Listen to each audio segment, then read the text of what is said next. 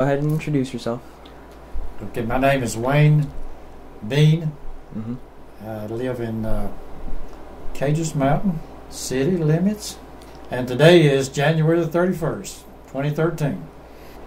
So, what I'm going to be asking you first is, how was Caldwell County like, back then, In your when I was growing up. Yes, when you were growing up. You didn't worry too much about anything. As kids then, it was, you could go out and play with your neighbors and all day long, you didn't worry about them, because the neighbors' mothers, looked after us, so.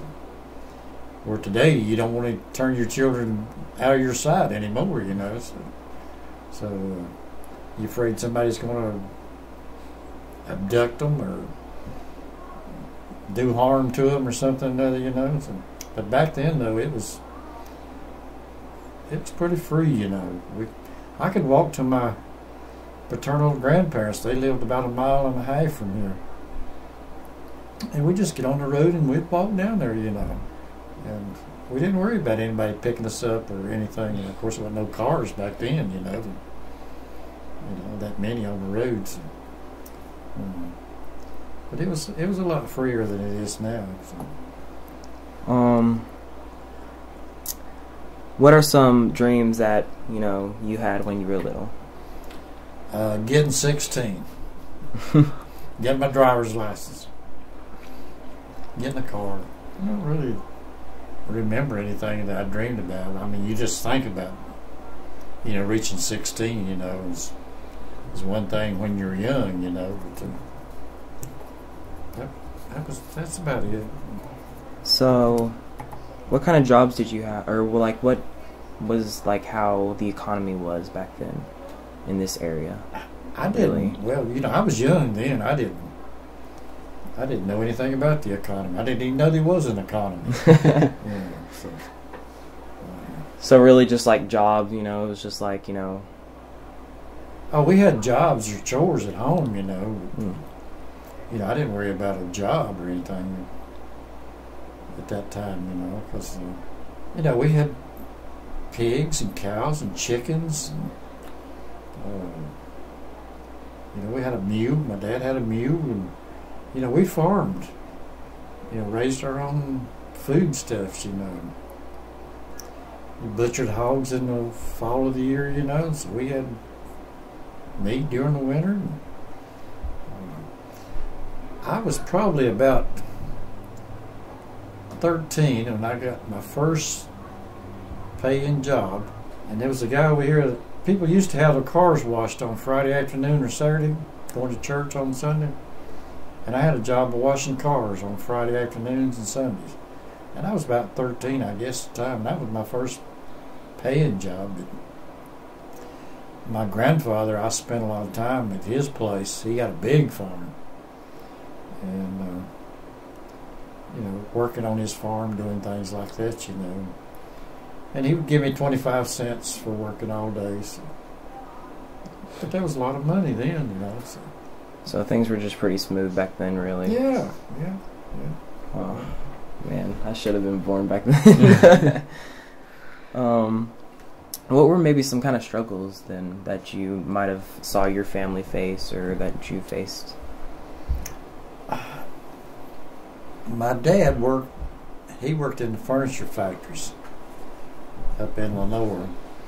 And anyway, he tried to organize a union. And anyway, they fired him, and anyway, he couldn't get a job anywhere because they knew he was a union organizer. And the furniture factories, they didn't want a union organizer working for them because they figured, well, maybe they might take their employees, and start a union. So he had a hard time finding a job. And my mother, she had to go to public work then and to support us, and she went to work at the Bluebell. And she worked there for several years, and kept us supported and everything, But during that time, Lake Roadhouse, right down below here, and people would go to Lake Roadhouse fishing. Well, you had to have minnows to fish for fish bait. So me and my two brothers, we would seine these little old creeks and catch minnows, and then we'd sell them to people that was going to the lake, to fishing. I think we sold them for 25 cents a dozen or something like that, And that's the way we supported ourselves, my brothers and I. And that's the way we paid our way through school. We bought all of our clothes and bought all of our school supplies. We'd get 3 pair of jeans every year, a new pair of shoes, and we'd get 3 shirts. Of course, our underwear and stuff like that, but we would make enough money during the summer where we could pay for all that, and it wasn't a burden on my mom and dad, of having to come up with money for that, So, which I always thought that was pretty neat, that we were industrious enough, to do something like that, So, and it was a pretty good one, and we did that all the way. Even when I was in high school, we were still doing that, and we paid our way through high school. I think the only thing my dad and mom ever bought me while I was in high school is my class ring when I graduated. They bought that for me. We didn't have to spend our money out of our minnow account. So. How were the high schools like back then? Like, what kind of were the high schools, different high schools around here, or were they all the same? Well, I went to Hudson. That's where I graduated from. Yeah, there were more high schools than there are now. They were smaller in size. They're about like they are now. I would think. So, teaching the same subjects. Well, more technology now than when I went to school, but I'd say they're still about the same. What are maybe some favorite childhood memories during those times? Favorite childhood memories? I always enjoyed working at my grandfather's farm. And when I was off from school or when I was out of school for the summer, that's where I headed.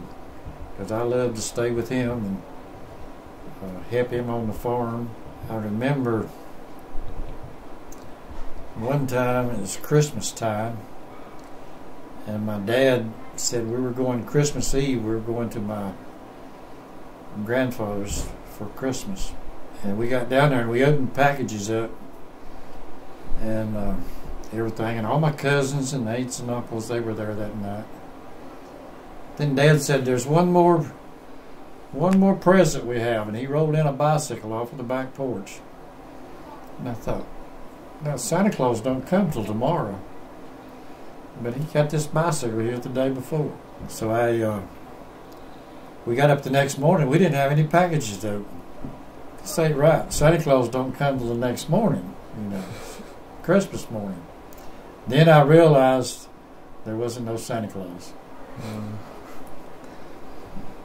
So we got up, no presents.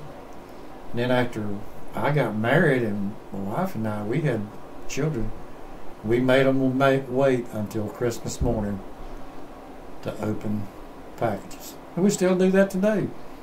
We don't let them open early. But the thing we got was the bicycles was for me and my 2 brothers. And at my mom and dad's house, we decided each brother could ride it 3 trips around the house. And boy, we learned how to count to 3 right quick. Because 3 was the limit. You could go around. But I had good memories with my brothers and my older brothers. It was just a typical lifestyle. We'd go to ball games, and stuff like that, with my dad on Saturdays or evenings, or something, or on Sundays. Yeah, I don't think there's anything exception. And we went to church on Sundays, always on church on Sundays. Go to Bible school, when school was out. We'd always go to that every year. Do you think that some struggles that people faced back then are the same ones that people face now to these days? No, I don't think so. Back then, if you wanted furniture or refrigerator or you needed something, you made the cash, had the cash, and you went and paid for it, bought it. Or you may buy it on a time payment or something, you know, or lay it away or something. Pay a little on it every week. Nowadays, you go in, you hand them a credit card, and you're in debt, and you're paying 25% interest on it, and everybody's in debt. Well, back then, they didn't. You know, they paid cash for everything, you know. And I don't think they struggled as hard back then as they do now. Because, you know, a lot of people's just living from paycheck to paycheck, you know. So. And I think I learned a lot by growing up in that time, you know. Because if I didn't have the money to pay for it, I wouldn't buy it. So, and I still do that today. Of course, I don't have to worry about the money today like I did then, you know. So I don't think. I think it's a little harder today. Trying to raise a family with all liabilities or responsibilities, you know, that you have. So today than it was back then. And of course, things didn't cost as much then as it does now, you know. And of course, you didn't make as much money back then either. So I guess it sort of balances out a little bit. What middle school did you go to? Do what? What middle school did you go to? There wasn't no middle school when I went. It was elementary and high school. And I went to elementary school at Beane. And then when I was in the 7th grade, they didn't have enough classrooms at Beane, so they would bus us to the old Whitnell school. They had built a new school at Whitnell, but they had abandoned their old one. And so they bused us, my 7th grade, to the old Whitnell school. In my opinion, that was a wasted year, because I had to ride the bus here to go to school, get on another bus and go to Whitnell. Well, that was like 2 hours. Then we got there. It was recess time. Then we studied about an hour, and then it was lunchtime. And then we had, after lunch, we studied about another hour, and then we had to get on the bus and ride back to Beane so we could catch our buses to come home with, you know. So we didn't really spend about 2 or 3 hours a day in a classroom. We had to pack our own sack lunch. You know what a sack lunch? Mm-hmm. We had to pack it and take it with us every day. We didn't really. I thought it was just a wasted year, you know, because we didn't get to study too much when I was in the 7th grade. But then my 8th grade, I finished at Beane, and then I went to Hudson High School. And the building I went to is, you know where the hub is? Mm-hmm. That was the high school then. So I went there. It's 2.5 years. And then they built the new high school, which is the middle school now. And I was in the first graduate class that went a full year at the Hudson Middle School. Or it was high school then, but it's the middle school now. So graduated in 1957. And the Statler brothers wrote a song about our graduating class. You ever heard it? No. Class of 57. Wait, actually, I think maybe. I think I heard. Actually, I think I do remember hearing a song like that. Class of 57. Is there any changes that you would wish back then in your lifetime? Anything changes? That you want to change?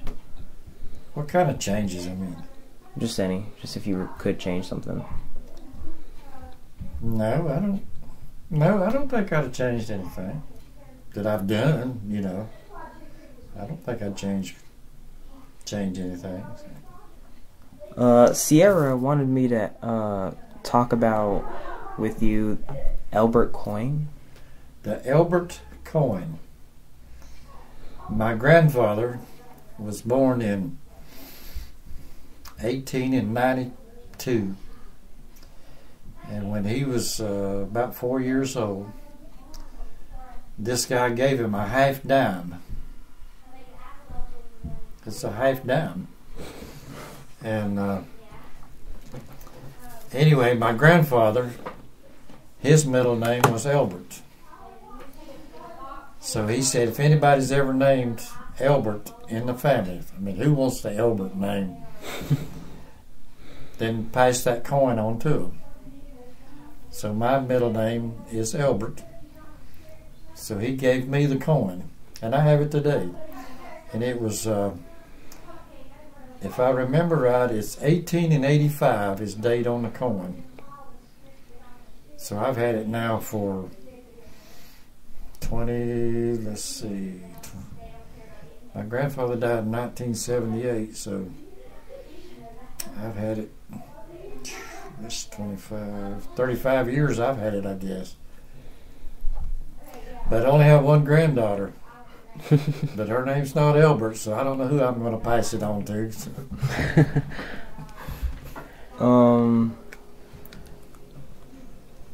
What are some advices you would give my classmates about school?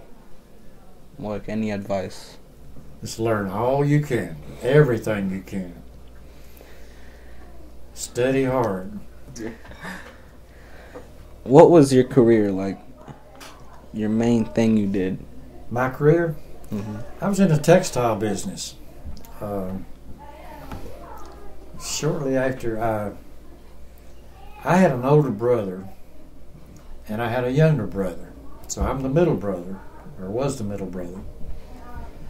And I wanted to go on to college, but Mom and Dad didn't have the money because my older brother was at Gardner Webb, and they just didn't have money, to send me. So after I graduated out, I got a job working at the Bluebell in Lenore, which is textiles. And from there, I tried to learn everything I could about the textile business.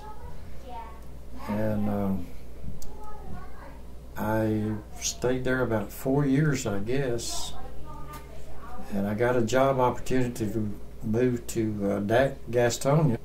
I moved down there and I learned a whole lot more. I learned how to make patterns, for pants and shirts and everything. And then an opportunity came open in Hickory to run they call it a cutting department, where they lay all this fabric out and they cut it, put patterns on and cut it. So we moved to Hickory, and then when I was in Hickory, the guys I worked for, they decided to open a plant up in Spruce Pine. So they moved me up there, and I ran the whole plant. And it was just too much for me at that age. And I moved back here. I started to work in a sweater factory over in Morganton. I worked there about 10 years. But I had thought I had enough knowledge that I wanted to start my own business. And in 1978, I started my own business. I was manufacturing and selling cheerleading uniforms. And I had a plant over in Hudson. I employed about 50 people. And I started a plant up in Winona, Minnesota, and employed about 50 people up there. And in 1987, our business, the schools were consolidating, so we were having to take our business from other suppliers of cheerleading uniforms. So this company in Dallas, Texas, they decided, well, we'll just buy you out. And they had enough money, and they bought me. And I worked for them for 2.5 years after that, in 1990. And then I retired. I was 52 years old. And I haven't stopped working since, have I? No, you haven't. How was yours and your father's relationship? My father and my relationship? It was good. It was good. Like, did he tell you any interesting stories about his childhood? No, no. He wanted me to go down to his dad's and borrow something one day and drive his Volkswagen, and I couldn't find reverse on it. When I got there, I couldn't get it to back up. So I just drove out in the field and drove back home. Now, my dad was a character, though. You'd have to know my dad. But we had a good relationship. He wasn't too much on work, though, I'll tell you that. So he let somebody else do it. How big was your family? Like, how many siblings did you have? I had 3 brothers and 1 sister. I had one brother with Down syndrome, and he lived to be 66 years old. The one brother, my older brother, he went on to college, graduated from ASU, and he taught school. Well, he was at West Caldwell. He was the principal at West Caldwell. And then he moved into the main offices. He was associate superintendent of the Caldwell County Schools. And then he left that. Well, after he retired from that, then he became a county commissioner here in the county, and he's still involved in a lot of politics, state politics and stuff like that. So, yeah, he's on the board at CTI, board of directors. So. Dang. And then my younger brother, he graduated from ASU, and he taught school at Drexel. And then he had a disability several years ago, and so he had to retire from teaching. So. And then my sister, she was a teacher at Beane Elementary School all of her career. She retired there after 30 years. So my mom worked at Valdez Hospital, a nurse, 29 years. My dad, I don't know. He ran a little old country store out here. But we all done pretty good. May I ask how Mama passed away? 2009. St. Patrick's Day, 2009. My dad died on January the 16th. And that's the day that the U.S. invaded Desert Storm. When did you meet your wife?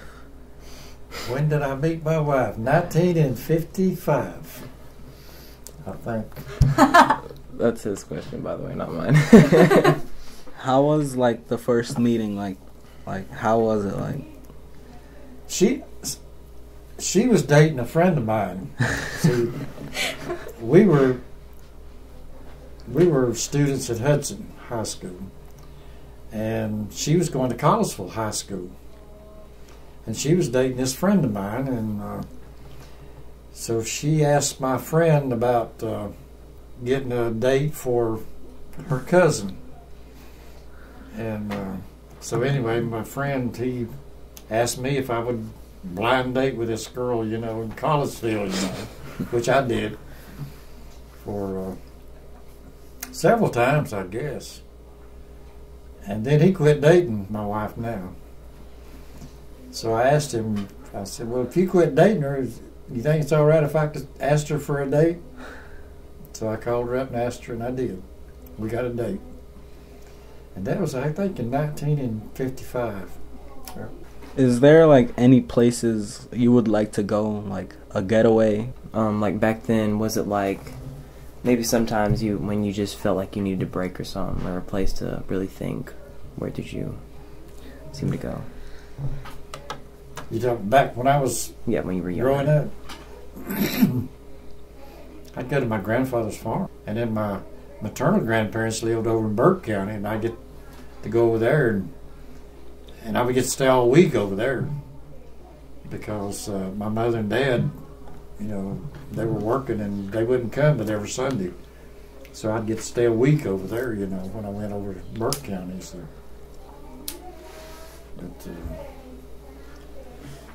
But that was about all the places I went when I was growing up. I don't even remember going to Hudson when I was growing up. So. And I didn't know where Collinsville was when I was growing up, but I knew they had a good basketball team. Because they'd come down to Hudson and they'd beat up on them boys down there. Like, in your opinion, what does being successful mean? Hard work. Hard work. You live with it 24 hours a day. What, like, family cultures do you have? Like, what do you guys do? Like, is there any special days you guys... Traditions. Yeah, any... Yeah, we have a family tradition that once a month, everybody in my family that can, we get together and we sit down and have a meal once every month somewhere. And tonight is our tonight. Of course, one son, though, he's working out of town. He's in Dallas, Texas. He won't be here. So. But we've done that for several years, haven't we? Yeah. And then we always get together for birthdays and, of course, Christmas and Thanksgiving. What was, like, your favorite moment with your wife? Like, memory or... Favorite moment? I don't know. You just had so many of them that it's hard to pinpoint one. Can you tell us a few of them? Like the children was born, you know, What do you want... How do you want people to remember you? he was just a good Christian fella. My research, I've done a lot of research on history in Caldwell County. You know what the Longleaf Pine Award is? No. Just everybody don't get one of those. What it is It's by the governor. it's the highest award that a North Carolina citizen can receive. In the whole North Carolina? Yeah. Wow. Him and his brother got it the same day. And it's the first time two brothers have won it. So you guys made records. Yeah. So we're in the tell you some of the people that's in this Order of the Longleaf Pine. Dale Earnhardt, Andy Griffin, Angela Mayu, Richard Petty. So we're, there's some of the people that. So do you win it every year? No. You only No. win it one time. So But you're a it's lifetime member of It's it. great service to the community and for the betterment of North Carolina. And it's the highest award that a citizen of North Carolina can receive. That is like awesome. So, this is kind of like a question that it's kind of similar, but it's a little different. But, do you believe the struggles most high schoolers face these days were the same when you were in high school as a freshman? Yeah, comparing the different technology you had today. I mean, when I was going, we had biology, chemistry, and, we typed on an old Remington typewriter, which today you got computers, it's still the same, the digital, electronic stuff today, we didn't have back then. It's different today for children, but I think it helps them a whole lot, because if you want to know something, you just pick up your iPhone, and ask the question. Yep, that's true. You can get the answer. You're like, yeah, that's true. Why do we have schools anymore? If you want an answer, you just pick up your iPhone and ask it, and it'll tell you. So I'm saying, why do we have schools? Like, do you think that the reason that we have more electronics and stuff in our generation now can be more harmful to us? Or do you think it's more beneficial? Well, I think it's more beneficial, yeah. Because, even my age, I've got it in here. I've got the computer, I've got the cell phones, I've got, remote TVs. We didn't even have remote TVs when I was growing up.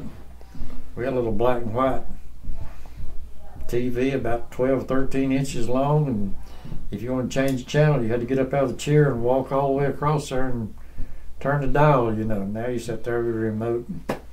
It's better. It's better.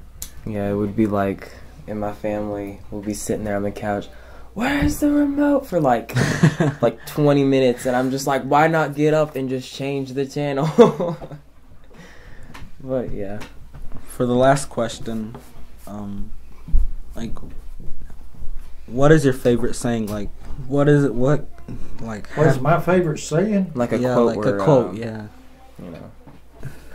I'm not from Collinsville, but I got here as quick as I could. May I take a picture of it? That's good. All Yeah, these books Sierra showed me like all those books. And I was just with like, photos and. Is there some other things you would like to talk about? You know, like maybe let some of our fellow students know about. Well, let's see. Miss Hageman is my cousin's daughter. Does that mean anything? Yeah, she's our principal. And like I said, my brother's on the board of directors over there, so I'm proud of both of them for being involved there at the school, you know. Mm-hmm. And of course, I'm on the board of directors at the Caldwell Heritage Museum. And I'm also the president of the Collinsville Historical Society up in Collinsville. So. And we go to church up at Mulville Baptist Church in Collinsville. So we're pretty involved with the community up there. We're involved with the community here. We're involved with the community over in Lenore. You know, that's one thing. Reason I got that, I guess, you know. So we try to stay pretty active with everything, so if at all possible. But then we also have a house up in Ashe County, and we go up there and spend 2 or 3 days, and then we're here 2 or 3 days. So a little change of pace, you know, between the two. But I'm glad of, you know, what I've been able to do and what I have done, and you know, look forward to doing a whole lot more, you know, if all possible, you know. And doing interviews with 2 boys sitting down here, so. But I do a lot of interviews with, you know, older people, senior citizens stuff. You know, I try to get their stories and, you know, about how to, you know, when they got electricity, you know, they were in World War II, you know, or they were, you know, during the Depression. You've heard of the Depression, you know, I guess, in the 30s, you know. How did they survive? How did they live, you know?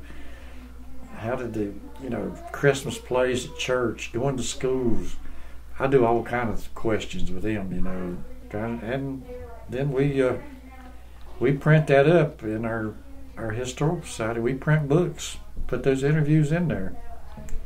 And I've interviewed a couple of people that's 90 years old, you know, wow. Got their stories, you know, because they went to one-room schools back then.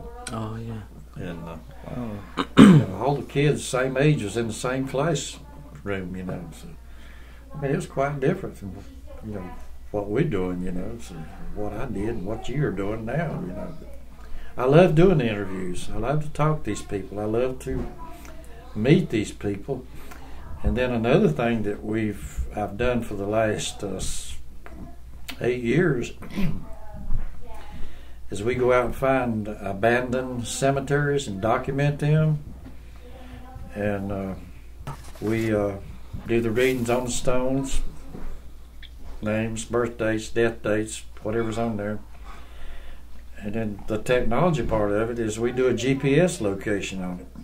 And then we file those. We've got books on those that we've been doing. Like I said, for the last 8 years. I've been helping another guy with it. You know, we're both doing it. So, but I've enjoyed doing that. I've met a lot of people. I've went to a lot of different remote locations. You know, climbed a lot of hills, crossed a lot of creeks. Doing that, I enjoy doing that. It's a good thing, I think, for the Historical Society as well as for the county, you know, to have this information available, you know. If somebody's looking for their ancestors, where they're buried at, you know, or where they lived, you know. So, it's a good thing. Of course, we can only work 2 or 3 months a year after the deer hunters gets out of the woods and before the snakes and the chiggers and the ticks and the poison oak gets out in the spring. So I love history, love historical stuff. I love taking photos of old buildings, barns, and because one day they're going to be gone. So. That's true. No. So, My first name's Wayne, okay. and I tell the story. She was smart because when she was born, they called me and told me that they were at Fry Hospital. Baby was being born, so we jump in the car and we go down. So when we get there, her dad is carrying her down the hall, and we're coming in, and she's hollering, "Wayne!" Like she's crying. Mm-hmm. I said, "Well, she already knows my name." Oh, that's good. Oh man, I cannot wait just to play around with her with that. It's Yeah. gonna be funny. I tell that on her. She gets a kick out of it as much as I do, I think. I'm just gonna walk by her and be like, man. Thank you.